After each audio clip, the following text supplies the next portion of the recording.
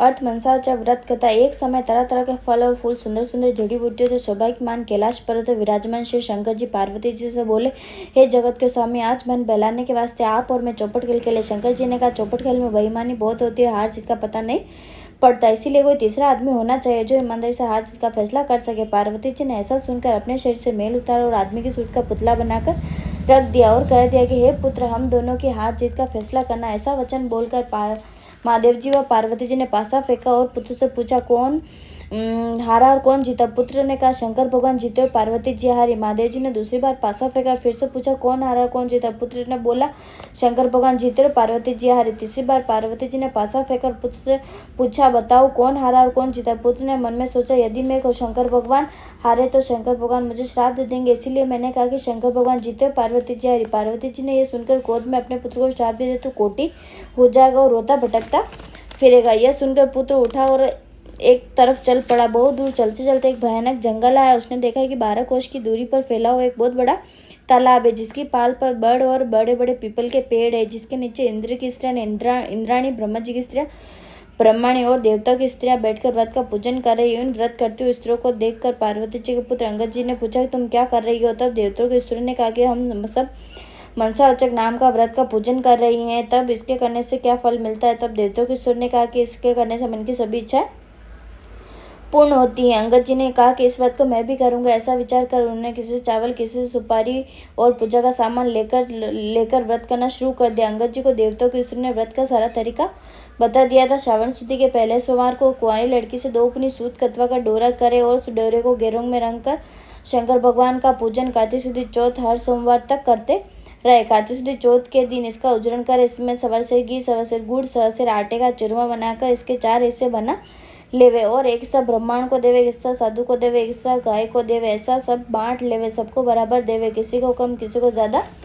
न देवे। इसे बताए हुए नियम से अंगद जी को व्रत करते हुए 4 साल हो गए। इधर एक दिन अंगद को याद कर पार्वती जी ने महादेव से पूछा कि हमारा पुत्र को बहुत दिन हो गए हैं, कोई समाचार अभी तक नहीं आया, कृपा करके कोई ऐसा व्रत बताए जिसके करने से मेरा पुत्र मुझे मिल जावे। तब महादेव जी ने बताया कि श्रावण शुद्धि के पहले सोमवार के दिन कुंवारी लड़की से 2 पुनी सूत कतवा कर उसका डोरा बनवाकर गेरू रंग में रंग कर उसको हर सोमवार को महादेव जी की पूजा करे। फिर कार्तिक शुद्धि चौथ का उसका उजरण करे। इसमें सवा सेर घी, सवा सेर गुड़, सवा सेर आटे का चूरमा लेकर बनावे। इसमें सब एक भाग राजा या गरीब को सबको बराबर देवे। इसी तरह बताए हुए ढंग से पार्वती जी व्रत करते हुए 4 वर्ष हो गए। इधर एक दिन पुत्र के मन में आया कि माता पिता के पास मिलने के लिए जाना चाहिए। व्रत करते हुए अंगद जी की देह इंसान जैसी सूरत हो गई, सुंदर हो गई और अंगद जी माता पार्वती के पास जाकर खड़े हो गए। पुत्र को आया देखकर पार्वती हंसने लगी। अंगद जी यह देखकर पीछे हट गए। पार्वती ने पूछा, तुम पीछे क्यों हट गए? तब पुत्र ने कहा कि तुम मेरे बिना बुलाए आने पर हंसी, इसलिए मैं पीछे हट गए। इस पर पार्वती जी ने कहा कि मैं तुम्हारे आने पर नहीं हंसी, मैं तो व्रत के प्रभाव से हंसी हूँ, क्योंकि तुमसे मिलने के लिए मैंने मनसाचक नाम का व्रत किया था जिसके। तब अंगद जी ने कहा कि मैंने भी यह व्रत किया है। पार्वती जी बोली, इस व्रत के करने से तुम्हारा श्राप मिट गया। यह व्रत मैंने किया तो तुम मुझे मिल गए, तुम क्या चाहते हो सो को। पुत्र बोला, मैं उज्जैन के लिए राज्य करना चाहता हूँ। यह कहकर उज्जैन की तरफ चल पड़ा। बहुत दूर उज्जैन की तरफ चल पड़ा। उज्जैन पहुंचकर राजा रानी से मिला। राजा रानी बूढ़े हो गए थे। उनके कोई पुत्र नहीं था, केवल एक कन्या थी। राजा रानी ने सोचा, हम बूढ़े हो गए, इसीलिए अपनी कन्या का विवाह किसी अच्छे वर के साथ करके सारा राजपाट उन्हें संभाला देवे। ऐसा विचार करके उन्होंने स्वयंवर रचा, जिसमें देश विदेश के बड़े बड़े राजकुमार को बुलाया गया था। स्वयंवर में एक हथनी को सजाकर राजा ने हथनी में हाथ जोड़कर कहा कि हे हथनी देवी, इन सब में जो राज्य करने का अधिकारी है वो कन्या के लिए श्रेष्ठ और के गले में माला डाल देना। यह कहकर हथनी की सूंड में माला पकड़ा दी। हथनी चारों तरफ देखभाल कर पार्वती जी के पुत्र अंगद जी के गले में माला डाल दी। सबने कहा कि हथनी चुप गई है। फिर हथनी को श्रृंगार करा और हाथ जोड़कर जो इस राज्य का भोगने का अधिकारी है वो राजकुमार के लिए अच्छा वर है, उसी के लिए में माला डाल देना। ये कहकर माला हथनी की सूंड में पकड़ा दी और अंगद जी को पहले ही वहां से निकाल दिया गया था। हथनी फिर घूम फिर कर बाहर निकल गई, फिर अंगद जी के गले में माला डाल दी। तब सब लोगों ने कहा कि हथनी ने हट कर ली है, इसीलिए उसी के गले में माला डाल दी है। ऐसा विचार कर उन्होंने हथनी को सजाया गया और माला देकर निवेदन किया कि हे गजरातु देवता स्वरूप है, सो इस राज्य का मालिक बनकर राज्य भोगने वाला हो, उसी के लिए वो राजकुमार के लिए श्रेष्ठ वर, उसी के लिए मैं माला डाल देना। ये अंगद जी को पहले ही वहां से मार पीट कर बाहर निकाल दिया गया था। हथनी घूम फिर कर बाहर निकल गई और अंगद जी के गले में माला डाल दी। तब राजा ने नगर के सेठ को बुलाकर हुक्म दिया कि अंगद जी को अपने घर ले जाओ, बारात बनाकर ले आओ। सेठ अंगद जी को अपने घर ले गए, बारात बनाकर राजा के यहाँ ले आया। राजा ने पंडित को बुलाकर मंडप की रचना करवाई। अपनी कन्या के साथ अंगद जी का विवाह कर दिया। सारा राजपाट उन्हें सौंप दिया। अपने खर्च के लिए केवल 4 गांव रख लिए। राजकुमार ने पूछा कि आपका नाम क्या है, आपकी जाति क्या, आपके माता पिता कौन है। तब उन्होंने कहा कि मेरा नाम अंगद है, श्री महादेव जी और पार्वती जी मेरे माता पिता हैं। तब राजकुमार ने कहा कि श्री महादेव जी तो पार्वती जी तो देवलोक के देवता है, मृत्युलोक में तुम्हारे माता पिता कैसे हो सकते हैं। तब अंगद जी ने कहा कि एक समय सुंदर फूल और वनस्पतियों से शोभित कैलाश पर्वत पर महादेव विराजमान थे। तब पार्वती जी ने महादेव से चौपट खेलने के लिए कहा। महादेव जी ने कहा कि हार जीत का फैसला करने वाला कोई तीसरा आदमी होना चाहिए। जो पार्वती ने अपने शरीर से मैल उतार कर पुत्र की सूरत का पुतला बना दिया और महादेव ने उसमें जान डाल दी। तब मुझसे कहा कि चौपट खेल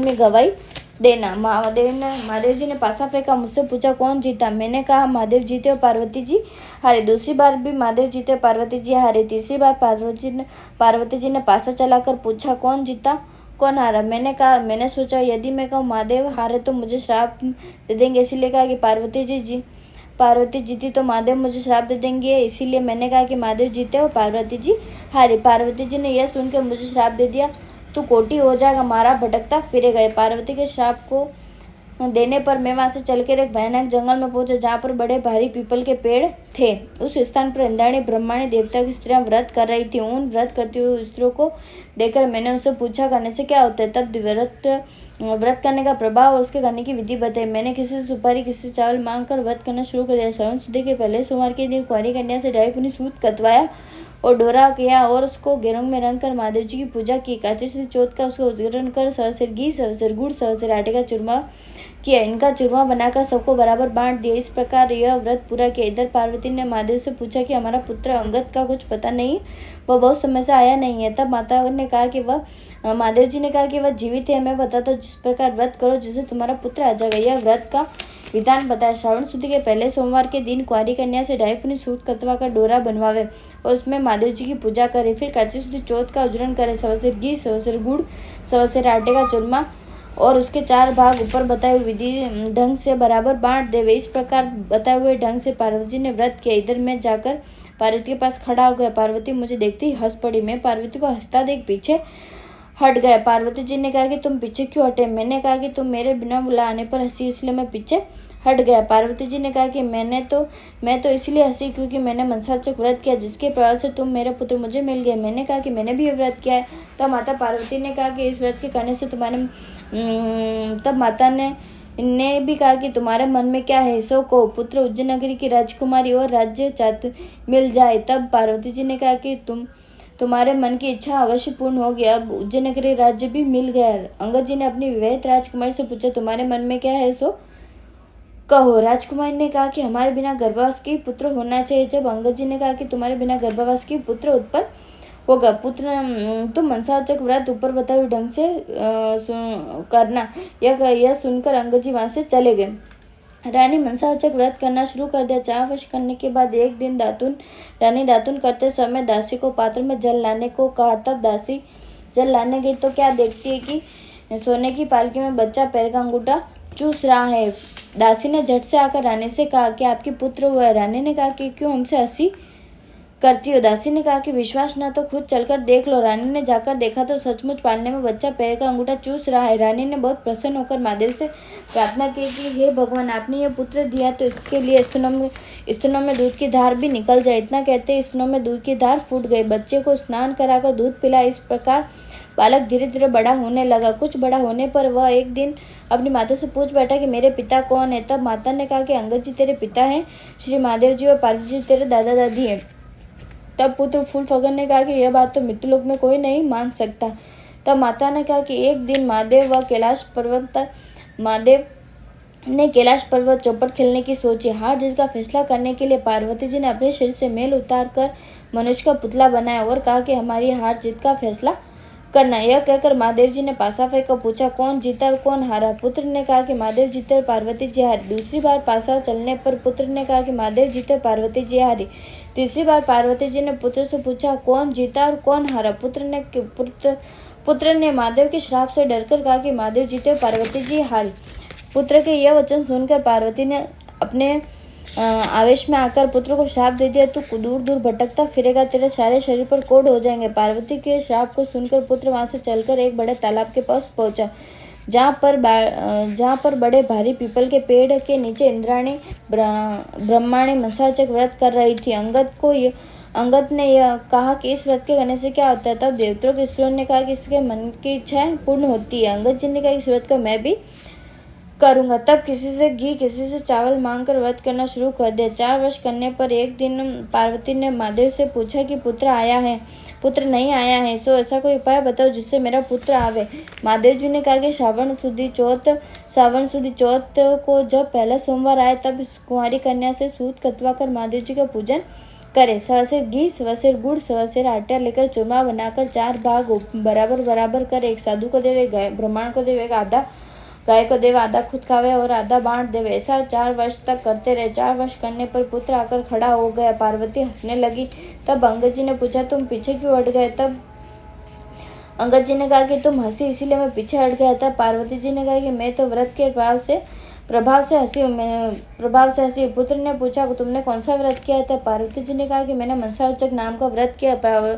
पार्वती जी ने कहा कि इस व्रत के करने से प्रभाव से तुम्हारा श्राप मिट गया है। अब तुम्हारे मन में क्या है सो को। पुत्र ने कहा कि उज्जैन नगर राज्य चाहता हो। तो माता बोली तुम्हारे उज्जैन नगर राज्य मिल जाएगा। तेरे पिता के बताए हुए ढंग से मैंने मनसाचक व्रत किया तो तुम मुझे बिना गर्भवास के पुत्र उत्पन्न हुए। इस तरह अंगद जी तेरे पिता और महादेव जी तेरा दादा है। माता ने कहा कि पुत्र तुम्हारी क्या इच्छा है सो को। पुत्र ने कहा कि हमारे यहाँ इंद्र से विमान आया जिसमें कन्या उसी के साथ मेरा विवाह हो। माता ने कहा तेरी इच्छा पूर्ण होगी। तब पुत्र ने भी व्रत करना शुरू कर दिया। 4 वर्ष करने पर एक दिन सुबह पुत्र ने देखा कि आकाश से एक विमान उतर रहा है। विमान उतरने पर राजा ने विमान के पास जाकर उसका पर्दा हटाकर उसमें एक सुंदर कन्या बैठी हुई थी। राजा ने ब्राह्मणों को बुलाकर साज ढाट बाट के साथ उस कन्या से विवाह कर लिया। एक दिन राजा शिकार खेलने गए और शिकार नहीं मिला, रास्ता भटक गए और एक बाग में डेरा डाल दिया। राजा भूख प्यास से व्याकुल हो रहा था। इतने में ही एक ब्राह्मण आ गया। उसने अपना पतड़ा देखकर कहा कि आज कार्तिक सुदी चौथ का उजरण है, सो राजा को अधिक और गरीब को कम नहीं देना चाहिए, सो चौथ का पूजन करावे। राजा ने कहा कि ब्रह्मांड देवता मुझसे भूल हो गई, सो चौथ का पूजन करावे। ये पूजन कराकर राजा ने नगर में खबर भेजी कि राजमहल से सवासेर घी, सवासेर गुड़, सवासेर आटे का चूरमा बनाकर भेजा जावे। रानी ने सोचा कि फौज साथ होने तो इतने चूरमे से क्या होगा, इसलिए गाड़ी भरकर भेज दिया। राजा ने सोचा कि मेरे लिए तो काफी है, किंतु फौज के लिए थोड़ा होगा। इतने में ही महादेव ने गुस्से में भरकर राजा को स्वप्न में कहा कि तुम अपनी रानी को घर से निकाल दो, नहीं तो मैं तुम्हारा राज्य नष्ट कर दूंगा। तब राजा ने खुद महल में जाकर डांट पकड़कर राज्य से निकाल दिया और रानी महल से निकलकर जाने लगी। तब रास्ते में उसे दीवान मिला। उससे रानी ने पूछा कि कहाँ जा रही हो। तब रानी ने सब हाल कहा। दीवान ने कहा कि राजा साहब को 1-2 दिन गुस्सा कम होने पर उन्हें समझा देंगे, आप मेरे घर चले। इस प्रकार रवा रानी को अपने घर ले गया। वहां पहुंचते ही दीवान अंधा हो गया। दीवान रानी से हाथ जोड़ के कहने लगा कि आप यहाँ से चली जाए। रानी वहां से चल पड़ी। आगे चलने पर नगर का बड़ा सेठ मिला। उसने रानी से पूछा कि आप कहाँ जा रही हो। तब रानी ने कहा कि राजा के गुस्से में आकर मुझे देश निकाल दिया है। तब सेठ ने कहा कि राजा को 1-2 दिन में समझा देंगे, आप मेरी हवेली चले। रानी के पहुंचते ही सेठ अंधा हो गया। उसका कराबर ठप हो गया और हड्डियां बंद होने लगी। सेठ जी का दिवाला होने लगा। तब सेठ जी ने भी हाथ जोड़कर रानी से कहा कि आप यहाँ से चली जाए। रानी वहां से चल पड़ी। आगे चलने पर कुमार मिला। उसने भी रानी से पूछा कि आप इधर जा रही है। तब रानी ने राजा के गुस्से में आकर निकालने की बात सुनाई। तब कुमार ने कहा कि राजा को 1-2 दिन में समझा देंगे, आप मेरे घर चलो। रानी कुमार के साथ घर चली गई और वहां पहुंचते ही कुमार अंधा हो गया। उसका आवा फूट गया और कुमार हाथ जोड़कर रानी से कहने लगा कि आप यहाँ से चली जाए। रानी वहां से चल पड़ी। आगे चलने पर रास्ते में उसे माली मिला। उसने रानी से पूछा, आप किधर जा रहे हो। तब माली ने कहा कि आप माली को देश निकालने की बात कही। माली ने कहा कि आप मेरे बाग में चलो, 1-2 दिन में राजा साहब को मना लेंगे। रानी के बाग में जाते हरा भरा बाग जलकर कोयले के समान हो गया और माली भी अंधा हो गया। तब माली ने हाथ जोड़कर रानी से कहने लगा कि आप यहाँ से चली जाए। रानी सोचने लगी कि मैंने ऐसा कौन सा पाप किया जिसके कारण मैं जहाँ भी जाती हूँ वहाँ अनर्थ हो जाता है। इस जीवन से अच्छा तो मरना ही अच्छा होगा। यह सोचकर वह आगे चल पड़ी। आगे चलने पर 2 रास्ते थे, एक 6 महीने का रास्ता था, एक 3 दिन का रास्ता था। रानी 3 दिन के रास्ते पर चल पड़ी। आगे चलने पर शिपा नाम की नदी है। रानी ने सोचा कि इस पर डूब मर जाना ही अच्छा होगा। ऐसा विचार कर उन्होंने एक नदी में कूद गई। इतने में इस नदी का सारा पानी सूख गया। आगे चलने पर एक भारी पर्वत आया। रानी पर्वत पर चढ़कर गिरने लगी तो पर्वत जमीन के बराबर हो गया। रानी फिर आगे चलने पर एक जंगली शेर मिला। उसने रानी से पूछा रानी ने सोचा कि यदि मैं इसे छेड़ूंगी तो मुझे जरूर अवश्य खा जाएगा। यह सोचकर उसे हाथ फेरा तो वो पत्थर का हो गया। रानी फिर आगे चलने पर उसके अजगर मिला। उसने सोचा कि मैं इसे छेड़ूंगी तो ये मुझे जरूर खा जाएगा। यह सोचकर अजगर को छेड़ा तो वह रस्सी बन गया। फिर आगे चलते चलते एक भारी पीपल का पेड़ है जिसके नीचे कुआं था और महादेव जी का मंदिर था। उसमें बैठकर रानी ओम नमः शिवाय मंत्र का जाप पाठ करने लगी। उस दिन कार्तिक सुदी चौथ थी और उसके उजरण के लिए मंदिर का साधु गांव में गया हुआ था। आते समय उसे कुत्ते ने काट खाया। साधु ने सोचा कि मंदिर में ऐसा कौन पापी आ गया जिसके कारण मुझे कुत्ते ने काटा। रानी के पास आकर साधु ने कहा कि ये कौन डाकन बैठी है। तब रानी ने कहा कि मैं कोई डाकन नहीं, मैं एक दुखी स्त्री हूँ। यदि आप मुझे धर्म की बेटी बनाओ तो मैं अपना हाल सारा आपको बताऊं। तब साधु ने कहा कि तुम मेरी धर्म की बेटी सो अपना हाल कहो। तब रानी ने सारी बातें बता दी। साधु ने कहा कि आज कार्तिक चौथ का उजड़न है, सो राजा को अधिक और गरीब को कम नहीं देना चाहिए। इसी एक सेल लड्डू बनाए जाते। तब रानी ने विचार किया कि राजा के कहने पर मैंने चूरमा अधिक बेच दिया था, इसीलिए मुझे दुख मिल रहा है। रानी ने साधु से कहा कि इस व्रत को मैं भी करूंगी। साधु ने कहा कि श्रावण के पहले सोमवार को आए तब इस व्रत की विधि बताऊंगा। कुछ दिन बीतने पर श्रावण शुद्धि आई और रानी ने साधु को याद दिलाया कि साधु ने गांव में जाकर पूजा सामग्री इकट्ठी की और रानी ने पूजा आरंभ की। सावन के पहले सोमवार के दिन कुंवारी कन्या से 2.5 पुनी सूत कतवाए और महादेव जी की पूजा की। फिर कार्तिक सुदी चौथ का उजड़न किया और 100 सेर घी, 100 सेर गुड़, 100 सेर आटे का चूरमा बनाकर किया। उसके 4 भाग पहली बताई हुई विधि से बांट दिए। साधु ने कहा कि महादेव जी के सामने ऊंट, हाथी, घोड़ा मिट्टी का बनाकर रख दो और महादेव से कहना यदि आप प्रसन्न होकर तो इन सबको जीवित कर दो। ओम नमः शिवाय मंत्र का पाठ कर जल का छींटा देना। रानी ऐसा कर सब जीवित हो गए। रानी ने साधु से कहा कि मुझे जो रास्ते में पाप हुए मैं उनसे भी छुटकारा पाने का उपाय बताओ। साधु ने कहा कि ओम नमः शिवाय मंत्र के जाप करने से सारे पाप कट जाते हैं। रानी परिक्रमा कर वहां से चल पड़ी। सबसे पहले जो सप्र रस्सी का बन गया तो उसके पास गई और ओम नमः शिवाय मंत्र का जाप बोली और सप्र भी चौगुना शरीर वाला हो जाए। सो कहते ही चौगुना शरीर वाला हो गया। फिर सिंह मिला, उसने भी ओम नमः शिवाय मंत्र का जाप कर जो सिंह पत्थर का हो गया था वह जीवित होकर चौगुना शरीर वाला बन जाए। यह ऐसा कहते ही सिंह गरजता हुआ खड़ा हुआ और जंगल में भाग गए। इस तरह आगे चलने पर पर्वत के सामने गई और ओम नमः शिवाय मंत्र का जाप कर बोली। पर्वत भी चौगुना होकर खड़ा हो गए और यह कहते ही पर्वत भी चौगुना होकर खड़ा हो गया। यह चलकर मंत्र का जाप करने पर भी नदी भी चौगुनी होकर बहने लगी। माली का बाग हरा भरा हो गया और उसका अंदरपन जाता रहा। नगर के सेठ के यहाँ जाने पर उसकी हड्डियां भी चलने लगी और उसकी आंखों से दिखाई देने लगा। लक्ष्मी जी का भंडार भर गया। सेठ हाथ जोड़कर कहने लगा कि आपके प्रधान से हमारे यहाँ लक्ष्मी की वर्षा हुई। इसी खुशी में ठाट बाटों को इसी खुशी में सारे नगर वाले को भोजन कराना चाहता हूँ। सारे नगर में ढिंडोरा करवा दिया कि किसी चूल्हे में धुआं न निकलना पाए। जिस किसी चूल्हे में धुआं निकले उसे 11 रुपये दंड होगा। सारे गांव के लोग भोजन कर करके जाने लगे। खबर दरबार में पहुंची कि आज चौथ का उजड़न है, सो कोई भूखा प्यासा मिले उसे भोजन के लिए भेज दे। सारे शहर में ढूंढने पर कोई भूखा प्यासा नहीं, स्त्री पुरुष नहीं मिला। एक धोबी से पता पड़ा गया कि अंती बहरी बुढ़िया है जिसके संपूर्ण शरीर पर कोढ़ हो रहा है। बुढ़िया को लाकर स्नान कराने लगे और स्नान कराते बुढ़िया का कोढ़ झड़ने लगा। बुढ़िया को रानी के पास ले जाने पर रानी ने उसे सारी कथा सुन लेने पर स्वर्ग से एक विमान आया। वह डोगरी सदैव बैकुंठ होकर चली गई। इस प्रकार शंकर भगवान के दर्शन, अर्चना, पूजन भक्ति भाव से करने पर हर एक मनोकामना पूरी होती है। भगवान शंकर जो नर नारी श्रावण, कार्तिक, माघ महीने में श्रद्धा भाव से पूजा करता है वह सुंदर सुंदर भोगों को भोगने के बाद संसार के बंधनों से मुक्ति को प्राप्त होता है। अतः शंकर भगवान की नीति पूजा गृहस्थी अपना जन्म सफल कर। जय भोलेनाथ।